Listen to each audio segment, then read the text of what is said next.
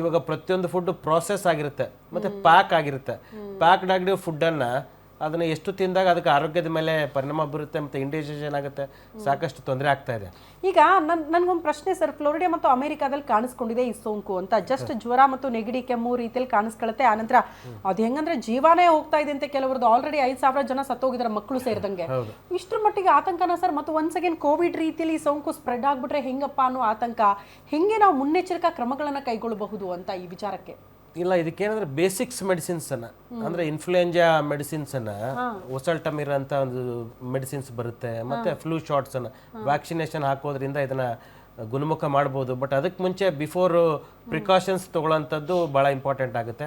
ಹಾಗಾಗಿ ಇದು cold seasons ಅಲ್ಲಿ ಬಹಳಷ್ಟು ಜನಕ್ಕೆ ಅಫೆಕ್ಟ್ ಆಗ್ತಾ ಇರೋದು ಕಾರಣ ಮಕ್ಕಳಿಗೆ ಮತ್ತು ಹಿರಿಯ ನಾಗರಿಕರೇ ಆಗ್ತಾರಂಥದ್ದು.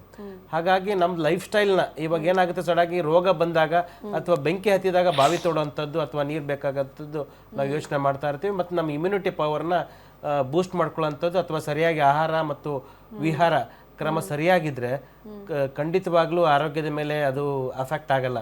ಹೇಗೆ ಹರ್ಡ್ ಇಮ್ಯುನಿಟಿ ಅಂತ, ಕೋವಿಡ್ ಟೈಮಲ್ಲಿ ಎಲ್ರಿಗೂ ಕೋವಿಡ್ ಬರದೇ ಇರೋರು ಯಾರು ಇರಲಿಲ್ಲ, ಪಾಸಿಟಿವ್ ಎಲ್ರಿಗೂ ತೋರಿಸ್ತಾ ಇತ್ತು. ಬಟ್ ಯಾರಿಗೆ ಹರ್ಡ್ ಇಮ್ಯುನಿಟಿ ಇದೆ, ಇಮ್ಯುನಿಟಿ ಪವರ್ ಯಾರಿಗೆ ಸ್ಟ್ರಾಂಗ್ ಇದೆ, ಅವ್ರಿಗೆ ಯಾರಿಗೂ ಏನು ತೊಂದರೆ ಆಗಿಲ್ಲ.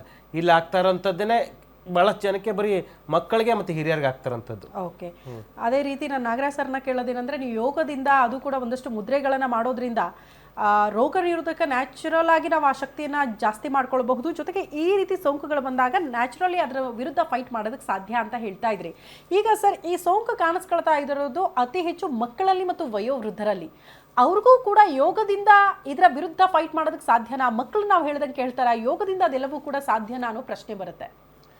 ಪ್ರತಿಯೊಂದು ಮಗು ಅನಾರೋಗ್ಯದಿಂದ ಬಳೀತಾ ಇದ್ದಾರೆ ತುಂಬ ಜನ.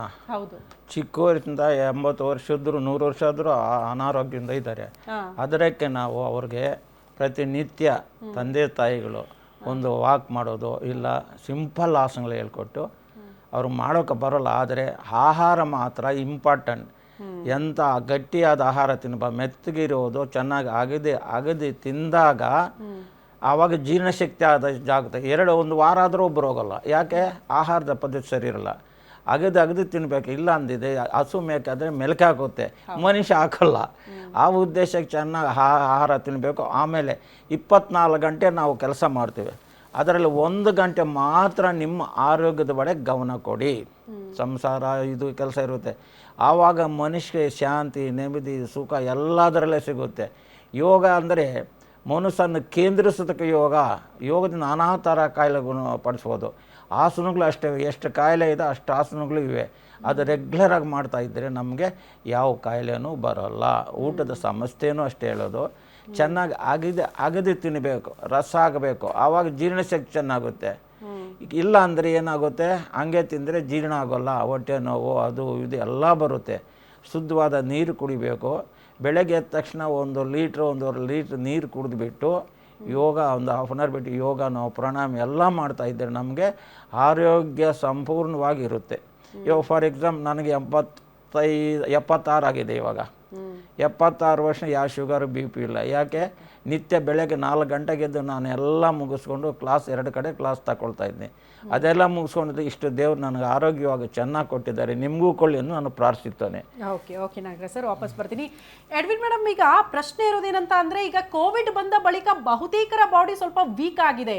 ಚಿಕ್ಕ ಪುಟ್ಟ ಜ್ವರ, ಕೆಮ್ಮು, ನೆಗಡಿಯನ್ನು ಕೂಡ ಸಹಿಸಿಕೊಳ್ಳುವ ಶಕ್ತಿ ಬಹುತೇಕರ ದೇಹದಲ್ಲಿಲ್ಲ. ಅದಕ್ಕೆ ಕೋವಿಡ್ ಇರಬಹುದು ಅಂತ 2 ಬಾರಿ ಕೋವಿಡ್ಗೆ ತುತ್ತಾದವರು ಕೂಡ ಇದ್ದಾರೆ. ಹಾಗಾಗಿ ರೋಗ ನಿರೋಧಕ ಶಕ್ತಿ ಅಂತವರಲ್ಲಿ ತುಂಬ ಕ್ಷೀಣಿಸಿಬಿಟ್ಟಿದೆ ಅನ್ನುವಂಥ ವಿಚಾರಗಳು ಮುನ್ನೆಲೆಗೆ ಬರುತ್ತೆ. ಇದನ್ನು ಸರಿ ಮಾಡ್ಕೊಳ್ಳೋದು ಹೇಗೆ?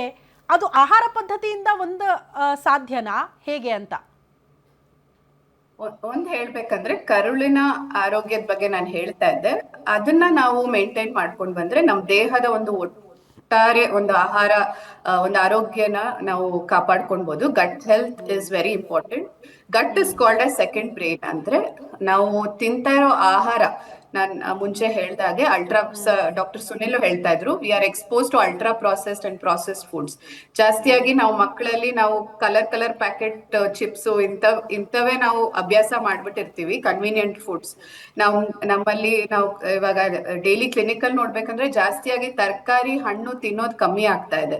ಸೊ ಇದೆಲ್ಲ ಏನ್ ಮಾಡುತ್ತೆ, ನಾರಿನಂಶ ಜಾಸ್ತಿ ತಗೊಂಡಾಗ it acts as a prebiotic feed for the bacteria.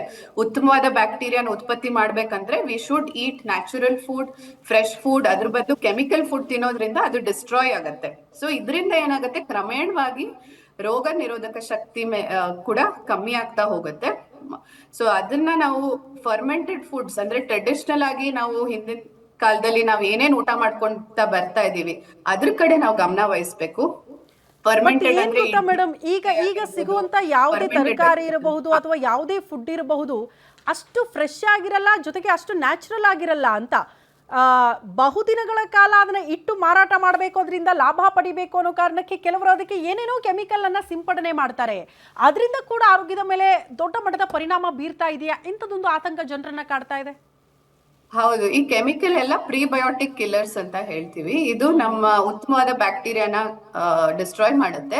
So ಅದಕ್ಕೆ ಆದಷ್ಟು ಕೆಮಿಕಲ್ ಇರುವಂತ ಆಹಾರವನ್ನ ಕಮ್ಮಿಯಾಗಿ ಸೇವನೆ ಮಾಡ್ಬೇಕು. ಜೊತೆಗೆ ಈ ಇಮ್ಯುನಿಟಿ ಹೆಚ್ಚಿಸ್ಕೊಳ್ಳೋದಕ್ಕೆ ನಾವು ಸಮತೋಲನ ಆಹಾರ, ಬ್ಯಾಲೆನ್ಸ್ ಡಯಟ್ ನ ನಾವು ಈ ಸಮಯದಲ್ಲಿ ಈ ವೆದರ್ ಅಲ್ಲಿ ಆದಷ್ಟು ಸರಿಯಾಗಿ ಬೆಂದಿರುವಂತ ಪದಾರ್ಥಗಳನ್ನ ನಾವು ಆದಷ್ಟು ಅವಾಯ್ಡ್ ಮಾಡ್ಬೇಕು. ಎಸ್ಪೆಷಲಿ ಔಟ್ಸೈಡ್ ತಿಂದಾಗ ಪಾನಿಪುರಿ ಆಗಿರ್ಬೋದು, ಅರ್ಧಂಬರ್ಧ ಕುಕ್ ಆಗಿರುವಂತದ್ದು, ಸ್ಯಾಂಡ್ವಿಚಸ್, ಇದೆಲ್ಲ ಫುಡ್ ಹ್ಯಾಂಡ್ಲರ್ಸ್ ಇಂದಾನು ಕೂಡ ನಮ್ಗೆ ಇನ್ಫೆಕ್ಟ್ ಆಗೋ ಚಾನ್ಸಸ್ ಇರುತ್ತೆ. ಅದನ್ನ ಸರಿಯಾಗಿ ಬೇಯಿಸಿರೋಲ್ಲ. ಸೊ ಅಂತ ಪದಾರ್ಥ ಕೂಡ ನಾವು ಆದಷ್ಟು ಅವಾಯ್ಡ್ ಮಾಡ್ಬೇಕು. ಎಲ್ಲ ಸೇಫ್ ಆಗಿರುವಂತದ್ದು, ಬೆಂದಿರೋದು ಪೂರ್ತಿಯಾಗಿ, ಮತ್ತೆ ಮನೆಯಲ್ಲಿ ಮಾಡಿರುವಂತ ನಮ್ ಟ್ರೆಡಿಷನಲ್ ಫುಡ್ಸ್ ಕೂಡ ಬಹಳ ಮುಖ್ಯ ಈ ಸಮಯದಲ್ಲಿ. ಓಕೆ ಮ್ಯಾಮ್, ವಾಪಸ್ ಬರ್ತೀನಿ. ನಾಗರಾಜ್ ಸರ್, ನನಗೆ ಅದೇ ಪ್ರಶ್ನೆ. ನಾವು ಮನೇಲಿ ಎಷ್ಟೇ ಫ್ರೆಶ್ ಆಗಿ ಮತ್ತು ನಾವು ತುಂಬ ಕ್ಲೀನ್ ಆಗಿ ಹೈಜೀನ್ ಆಗಿ ಫುಡ್ಡನ್ನು ಮೇಂಟೈನ್ ಮಾಡ್ತೀವಿ, ನಮ್ಮ ಆರೋಗ್ಯದ ಬಗ್ಗೆ ಕಾಳಜಿ ವಹಿಸ್ತೀವಿ ಅಂದರೂ ಕೂಡ ಈಗ ಸಿಗುವಂತಹ ತರಕಾರಿ ಇರಬಹುದು ಅಥವಾ ಮೇಡಮ್ ಹೇಳ್ತಾ ಇದ್ರಲ್ಲ, ಒಂದಷ್ಟು ಕೆಮಿಕಲ್ ಸ್ಪ್ರೇ ಆಗಿರುವಂಥ ಫುಡ್ಡನ್ನು ಮನೆಗೆ ತಂದಾಗ ಅದನ್ನು ಎಷ್ಟೇ ವಾಶ್ ಮಾಡಿ ಫ್ರೆಶ್ ಆಗಿ ತಿಂತೀವಿ ಅಂತ ಅಂದರೂ ಕೂಡ ಅದರಿಂದ ನಮ್ಮ ಆರೋಗ್ಯದ ಮೇಲೆ ಪರಿಣಾಮ ಬೀರೋದೇ ಇಲ್ಲ ಅಂತನಾ ಹಿಂಗೆ ಅಂತ? ಸುನಿಲ್ ಸರ್? ಇಲ್ಲ, ಖಂಡಿತವಾಗ್ಲೂ ಬೀರ್ತಾ ಇದೆ.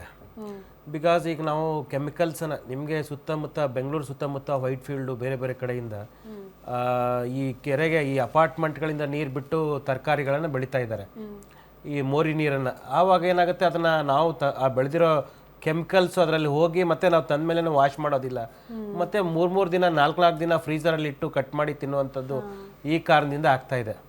ಬಿಕಾಸ್ ಕಂಪ್ಲೀಟ್ಲಿ ಆ್ಯಸ್ ನಾನು ಹೇಳಿದ ಹಾಗೆ ಆವಾಗಲೇ ಲೈಫ್ ಸ್ಟೈಲ್ ಡಿಸಾರ್ಡ್ರು ಇದು ಒಂದೇ ಅಲ್ಲ. ನಾವು ಏನಾದರೂ ಕೋವಿಡ್ ಬಂದಾಗ ನಾವು ಹೇಳಿದ್ವಿ, ಇಲ್ಲ ಭಾಳಷ್ಟು ಜನಕ್ಕೆ ತೊಂದರೆ ಆಗ್ತಾ ಇದೆ, ಮತ್ತು ಈಗ ಇನ್ಫ್ಲೂಯೆನ್ಸಾ, ಈಗ ಬೇರೆ ದೇಶದಲ್ಲಿ ಸಾಕಷ್ಟು ಜನ, ಒಂದು 5,000 ಜನ ಸತ್ತಿದ್ದಾರೆ ಅಂತ.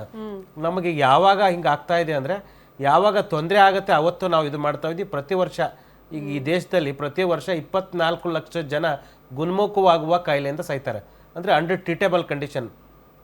ಪ್ರತಿ ವರ್ಷ 24 ಲಕ್ಷ ಜನ ಸಾಯ್ತಾರೆ, ತಿಂಗಳಿಗೆ 2 ಲಕ್ಷ ಜನ ಸಾಯ್ತಾ ಇದ್ದಾರೆ. ಬೇಸಿಕ್ಸ್ ಏನಂದ್ರೆ, ಬೇಸಿಕ್ ಪ್ರೈಮರಿ ಕೇರು ಮೆಡಿಸಿನ್ಸು ಸಿಗದೆ ಇರೋದಕ್ಕೆ. ಅಂದರೆ ಹೆಲ್ತ್ ಕೇರಲ್ಲಿ, ನಮ್ಮ ದೇಶದಲ್ಲಿ ಹೆಲ್ತ್ ಕೇರ್ ಅನ್ನೋಂಥದ್ದು ಹ್ಯೂಮನ್ ಫಂಡಮೆಂಟಲ್ ರೈಟ್ ಇಲ್ಲ. ಅಂದರೆ health care is a human fundamental right. ಬೇರೆ ದೇಶದಲ್ಲಿ ಕ್ಯೂಬಾ, ಕೆನಡಾ, ಜರ್ಮನಿ, ಫಿಲಿಪೀನ್ಸ್ ಅಂತ ದೇಶಗಳಲ್ಲಿ ಆ ದೇಶದ ನಾಗರಿಕನಿಗೆ ₹1 ಹಿಡಿದು 50 ಲಕ್ಷ, 1 ಕೋಟಿವರೆಗೂ ಫ್ರೀ ಆಫ್ ಕಾಸ್ಟಲ್ಲಿ ಹೆಲ್ತ್ ಕೇರ್ನ ಕೊಡ್ತಾರೆ. ಇಲ್ಲಿ ಹೆಲ್ತ್ ಕೇರ್ಗೆ ತುಂಬ ನೆಗ್ಲೆಕ್ಟ್ ಮಾಡಿರೋದ್ರಿಂದ ಜನಕ್ಕೆ ಬೇಸಿಕ್ ಮೆಡಿಸಿನ್ಸೇ ಸಿಗೋದಿಲ್ಲ. BP, ಶುಗರು, ಮಾತ್ರೆಗಳನ್ನು ಸರ್ಕಾರ ಒದಗಿಸ್ದೇ ಇರೋದಕ್ಕೆ ಮತ್ತು ಆ ಟ್ರೀಟ್ಮೆಂಟ್ ಸಿಗದೇ ಇರೋದಕ್ಕೆ ಈ ಸಾವಿಗೆ ಕಾರಣ ಆಗ್ತಾ ಇದ್ವಿ. ನಾವು ಕಾಯಿಲೆ ಬಂದಾಗ ಮಾತ್ರ ಹೇಳ್ತಾ ಇದ್ವಿ. ಯಾಕೆ ಹೆಲ್ತ್ ಕೇರ್ ಅನ್ನೋದು ತುಂಬ ಇಂಪಾರ್ಟೆಂಟು. ನಮ್ಮ GDPಯಲ್ಲಿ, ಓವರಾಲ್ GDPಯಲ್ಲಿ 1.2% of our GDP spending on health care. Minimum world health organization ಪ್ರಕಾರ, ವಿಶ್ವ ಆರೋಗ್ಯ ಸಂಸ್ಥೆಯ ಪ್ರಕಾರ minimum 6% of our GDP spent on health ಕೇರ್ಗೆ. ಆರೋಗ್ಯ ಕ್ಷೇತ್ರಕ್ಕೆ ಮೀಸಲಿಟ್ಟಾಗ ಮಾತ್ರ ಈ ಥರದ್ದು ಕಾಯಿಲೆಗಳು ಬಂದಾಗ ಅದಕ್ಕೆ ದುಡ್ಡನ್ನು ಇನ್ವೆಸ್ಟ್ಮೆಂಟ್ ಮಾಡಿದಾಗ ಜನಕ್ಕೆ ಅನುಕೂಲ ಆಗುತ್ತೆ, ಮತ್ತು ಅವರಿಗೆ ಮೆಡಿಸಿನ್ಸ್ ಆಗಲಿ, ಡಾಕ್ಟರ್ ಆಗಲಿ, ಅಥವಾ ಇನ್ಫ್ರಾಸ್ಟ್ರಕ್ಚರ್ ಫೆಸಿಲಿಟೀಸ್ ಆಗಲಿ ಸಿಗೋಕ್ಕೆ ಸಾಧ್ಯ ಆಗುತ್ತೆ.